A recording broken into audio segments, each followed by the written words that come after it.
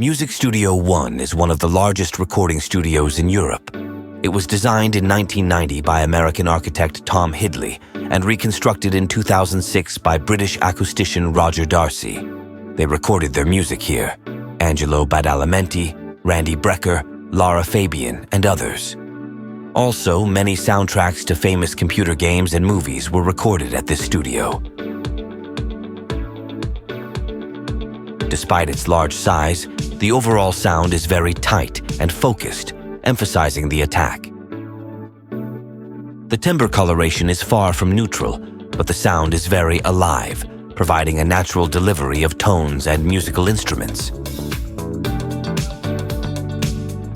The NS10 sound in Studio One differs from their classic sound in other studios.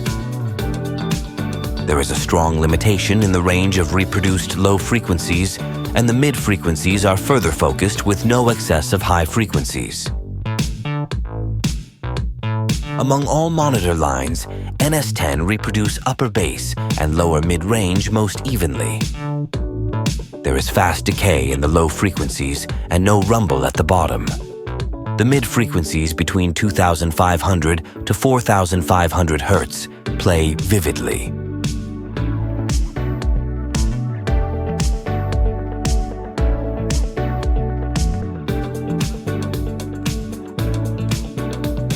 The sound of near and mid-field monitors is heavily colored by reflections from the console. This phenomenon is typical for any studio with a large mixing console. The strong points of this monitor line are evident in the upper bass and lower mid-range, as well as slightly below the upper mid-range.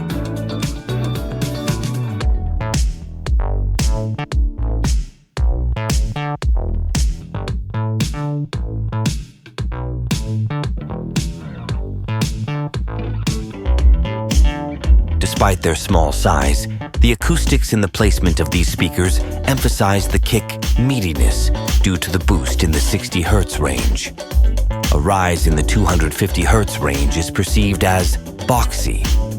This is a useful feature, allowing for the detection of such rumble in musical instruments. If the mix is well balanced, it will sound sufficiently appealing, as the instrument's body will sound full and warm.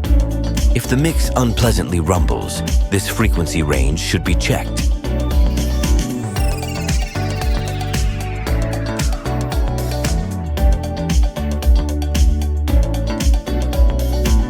Cymbals in the tracks sound bright due to the open-sounding high frequencies, while the reproduction of mid-frequencies is smoothed. In conjunction with the boost in low and high frequencies, this creates a colorful sound, which contrasts well with the bare NS10 of the first monitor line.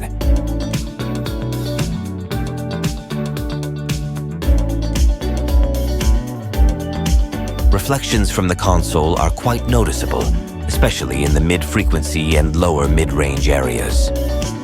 The timbre is quite heavily colored, but the depth of space is better felt.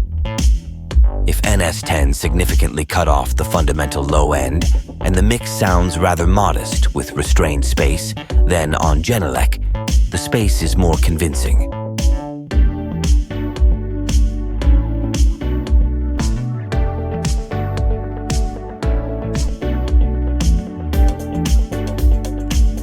The bass drum is slightly elongated in time due to the bass reflex port, but it adds additional richness to the sound. This is an important aspect of working with Genelec, and it complements NS10 well, speaking of monitors located on the console bridge.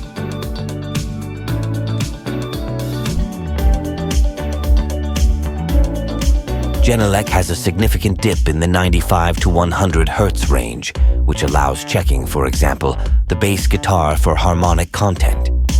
If this instrument disappears, it's a good sign to find another timbre for the bass guitar, or add harmonics to the original sound.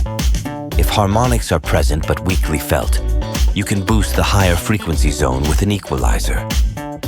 In the absence of harmonics, we recommend using a saturator to generate them.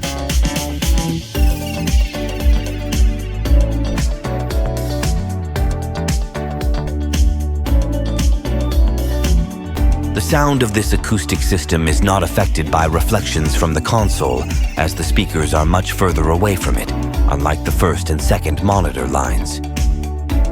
At the same time, it is affected by resonances related to room geometry and monitor placement. There's a boost in the low frequencies and a dip in the upper bass. Some rumbling is felt in the lower mid-range.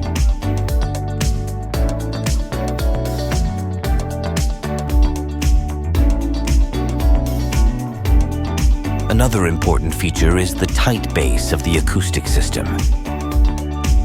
In this range, it sounds faster than the midfield. There isn't as much bass, and it's not smeared in time. This provides a good focus on the low-frequency foundation of the mix, allowing the low-frequency section and groove in the mix to be heard well. A narrow rise in the 300 to 350 Hz sounds not very pleasant, but it interestingly supports the rhythmic component of the mix. In the optimized version, this rise is attenuated and sounds more flat. If there are too many of these frequencies in your mix, they can be easily identified.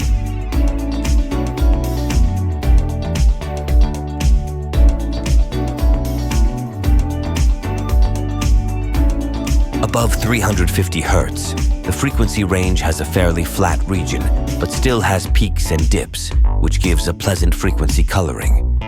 This is mainly due to acoustic characteristics and provides a fairly lively sound that works musically and allows the music to sing.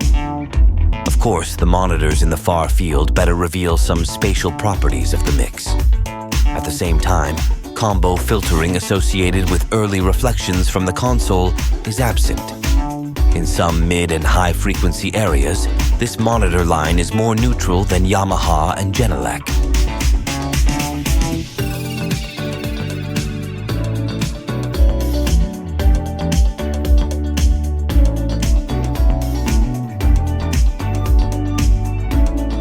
Unlike sound engineers working in Studio One, Realphones users can use an optimized version.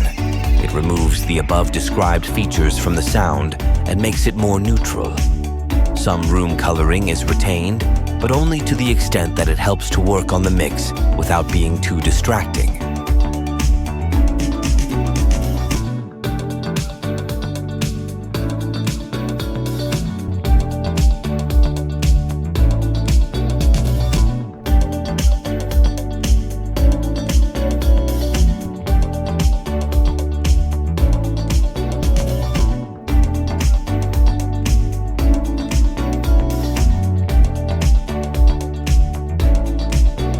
Thanks for watching.